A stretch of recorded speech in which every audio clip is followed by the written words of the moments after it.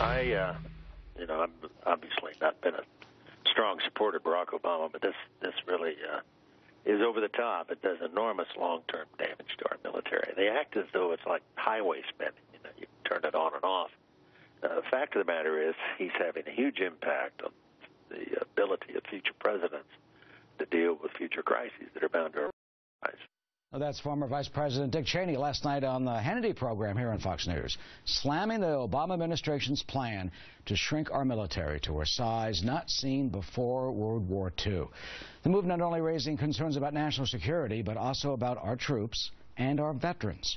Joining us now is Pete Hegseth. He's CEO of Concerned Veterans for America. So, Pete, you've gone over this plan and what the proposals are from the Pentagon. What do they mean to those who have served?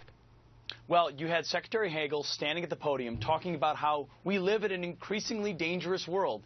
Yet if there was one strategic guiding principle in this document, it was shrinking America's influence in the world by shrinking the size of our military. That is the fundamental belief of this organization.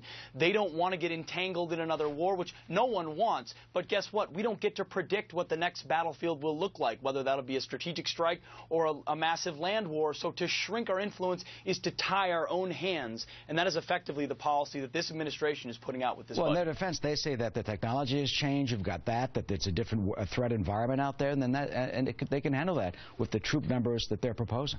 We say that all the time. We believed that before 9/11. We said we were in a new technological age that wouldn't require ground troops.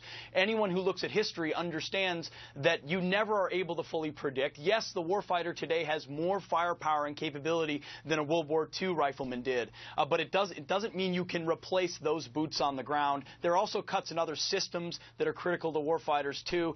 There were some, they went at military entitlements, whether it's healthcare costs, personnel costs. They trying to make some difficult decisions, but what's frustrating for vets and military folks, none of those similar decisions are being made on larger entitlements, on other parts of the budget, on mandatory spending. All of these cuts they're bringing on the military and on veterans, and it's a disproportionate amount of sacrifice for a group that has already sacrificed so much. Well, you have some wonderful, brave men and women who've served watching you right now talk about entitlements that theirs may be cut, yet you're saying other people's aren't.